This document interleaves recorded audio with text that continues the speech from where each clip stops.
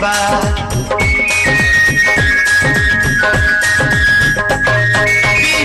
लागल तू हसे मोतिया साच बा, तरसावना तू हमके उमिरिया काच बा।